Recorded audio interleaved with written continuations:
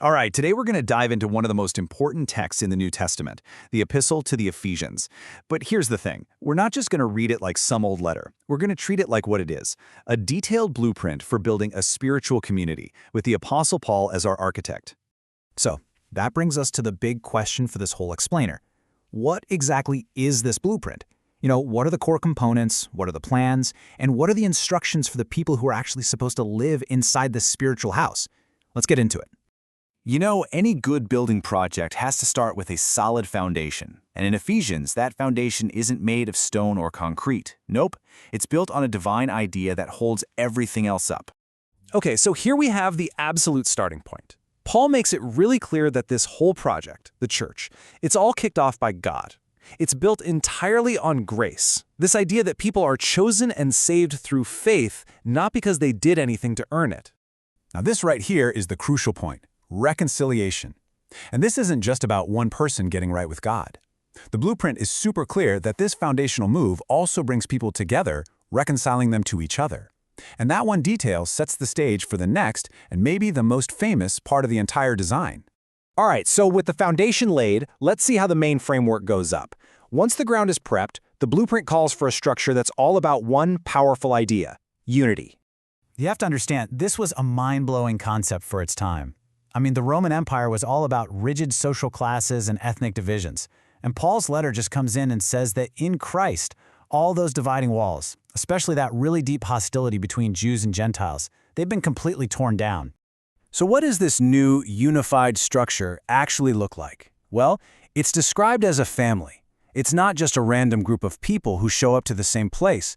It's a community that's held together by unity, by love, and by genuine, active support for each other. Of course, a blueprint isn't just about the building. It's also about how you're supposed to live inside it. So after laying the foundation and putting up the framework, Paul basically hands over the owner's manual. And this is the question that really shifts things from big ideas to everyday life. How does being part of this divine building actually change how a person acts and who they are? The instructions pretty much boil down to this two-step process of transformation. It's not just about, stopping a few bad habits. It's about actively taking off an old way of life and then intentionally putting on a new one that's shaped by the very principles of the blueprint itself. And this chart gives us a really clear side-by-side. The old self is all about the past, a way of living that's being left behind. But the new self, well, that's a whole new way of being, designed to reflect the very same love and unity that make up the framework of the church. It's like making sure the interior design matches the architecture. And believe me, this isn't just theory. The blueprint gets super specific, giving guidance for the most basic parts of life. It talks about how husbands and wives should relate to each other, how parents should interact with their kids, and even how people in that era's workforce should treat one another with fairness and respect. But of course, building this new life and living in this new community doesn't happen in a bubble. The blueprint is realistic about the challenges, so it even includes a plan for security and defense.